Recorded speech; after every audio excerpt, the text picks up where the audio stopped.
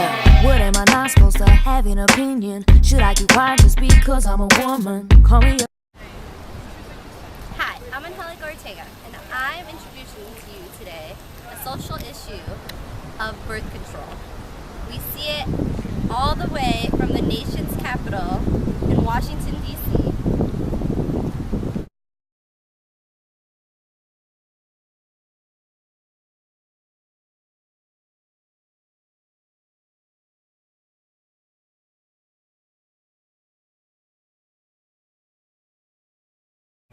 Hi, my name is Laura Cristal Magaña. I have recently graduated with a master's in public health from the George Washington University, focusing on maternal and child health. My issues focus on Latina reproductive health.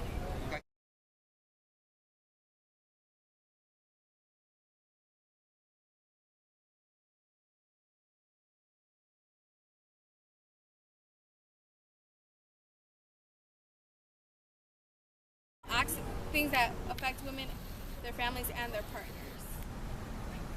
Another quest is also access. Not all women have health insurance. Not all women have healthcare providers that want to administrate or prescribe birth control, especially if this individual is a minor.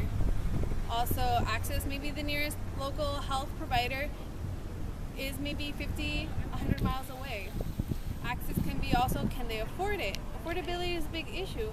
Birth control may be expensive for some families, therefore maybe they choose to elect a more traditional method such as condoms. But what happens when, maybe their partner doesn't like using condoms? What then? How does a woman not only make a great choice for herself, but for her family? Access can also come does a religious permit? Is it religious enough?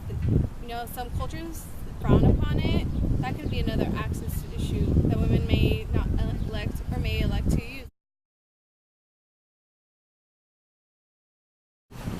A woman's access to birth control can also be a pathway to economic empowerment and development.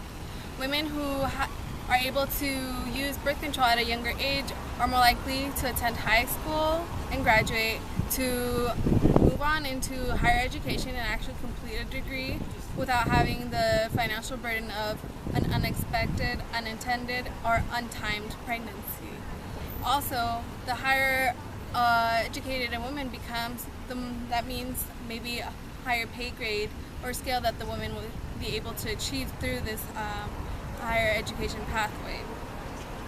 Also, women that use birth control are able to plan out their families versus, what if their job doesn't allow them for maternity leave or doesn't have paid maternity leave.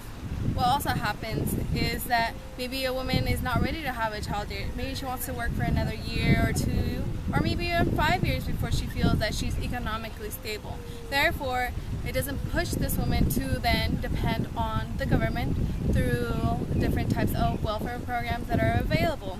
This woman not only helps herself, but also helps the rest of the community, that we can appropriate our tax dollars wherever they may be needed versus having to use it at a younger age.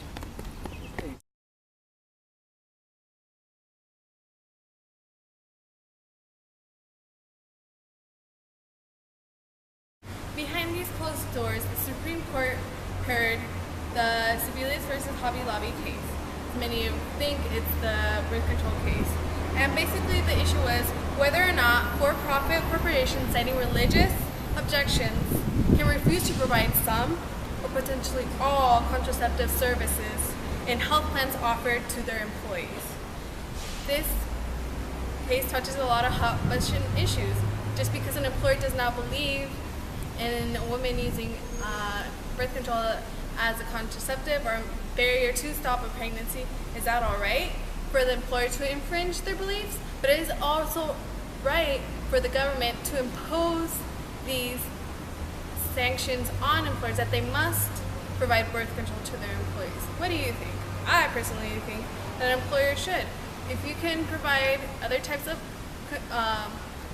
health services through your plan that you may not believe, for example, blood transfusions, why can't you provide women with access to birth control?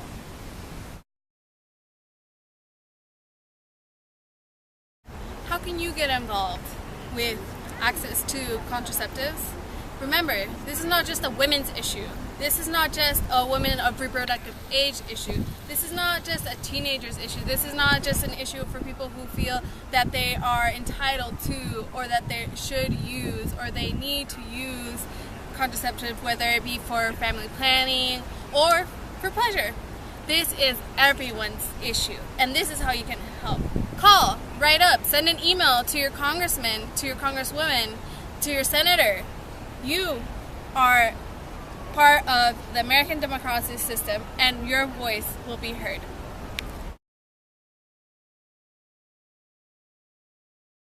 The Supreme Court is expected to make its decision this summer 2014.